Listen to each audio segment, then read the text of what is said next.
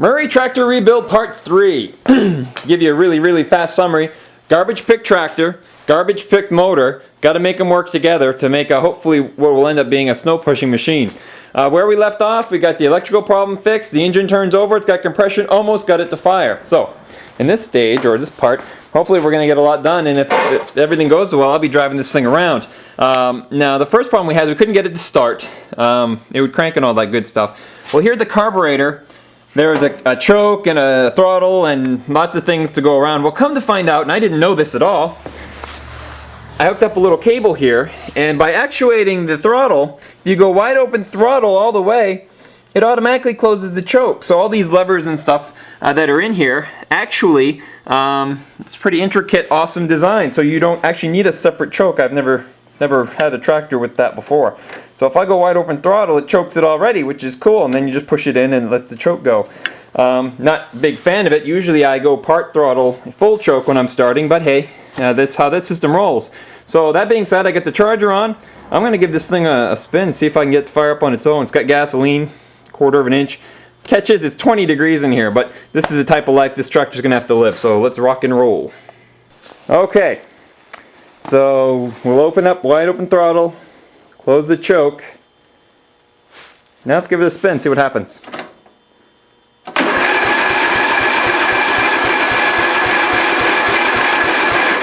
Uh-oh, not good. I can smell burnt gas. That battery does not love this. Undo the choke, see what happens. Ah, baby, you're letting me down. No throttle, let's go.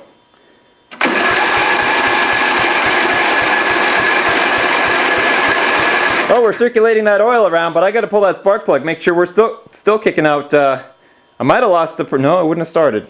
I got to figure it out. Hold on.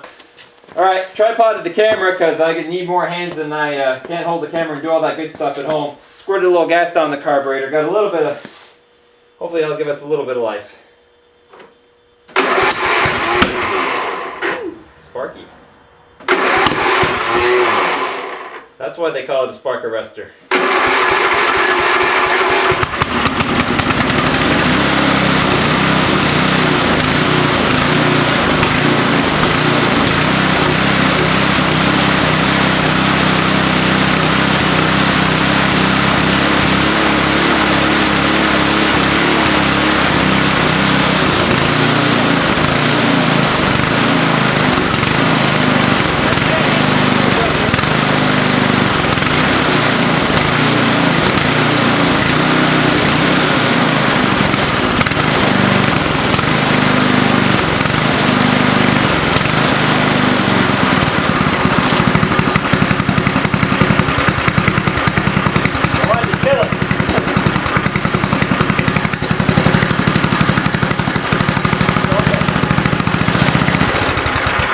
Requires wide open throttle.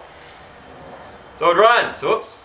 Let's not put that wire on the hot exhaust there. Woo! It runs. So next part 2 is we gotta get the steering wheel on this thing, and then we gotta hook up the drivetrain. Now before I start doing some steering work on this, I'm gonna do some cleanup.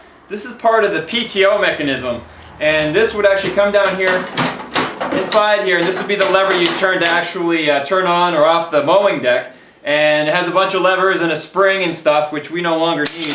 But inside there's a switch, and it's a permissive switch, meaning the deck has to be off before the tractor will turn on. Instead of just taking it out and messing around with it, I just put a zip tie around it. So now the tractor always thinks that it's got the deck is off, and it'll always just keep on running. So next is the steering wheel.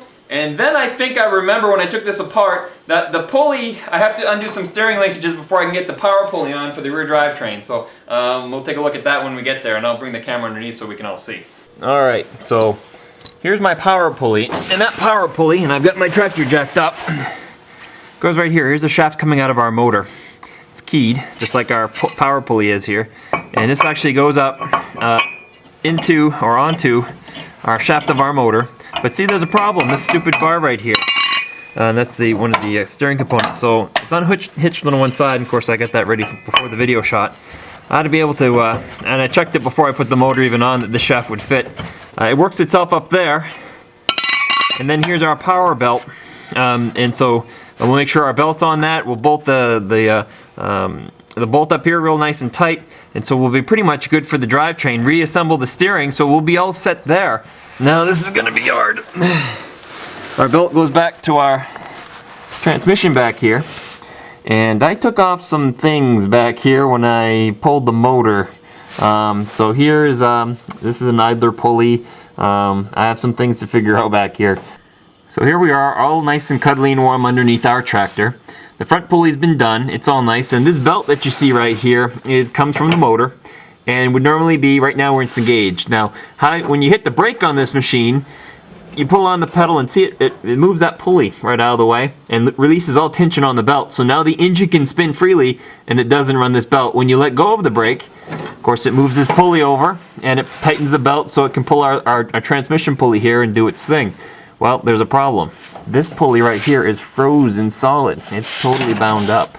That's going to be a problem since it needs to spin freely. So I'm going to take it out and see what I can do.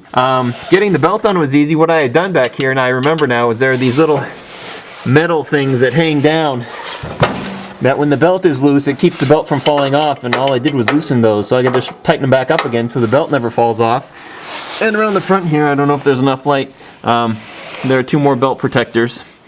Because when you actually actuate the bearing, it floppies up this belt a little bit, so that'll keep it on the engine pulley. You can see the pulley right there, and it's bolted on. And we'll never use this pulley. That was for the mower deck, which we will never have again. Here's my totally frozen pulley. I'm going to soak it in lubricant tonight, bring it inside. Maybe there's some ice in there. I doubt it. It's all rusted, corroded and stuff. This is all stuck. So I'm going to look around. I might have an idler pulley in stock. I doubt it. So I'm going to be in town tomorrow, see what I can find, and I think I got about 10 minutes already on this thing if I don't edit up too much. So I'm going to go ahead and put this to YouTube, but we got to fix that. Then in theory I got to throw a seat on it. There's no way I'm sitting on the battery. And in theory that's it. We're good to go. So we're almost there. It runs. Don't know about the transmission, but I'm pretty sure it'll work. But we got that darn pulley gets in the way. It's always some little thing. Anyway, thanks for watching.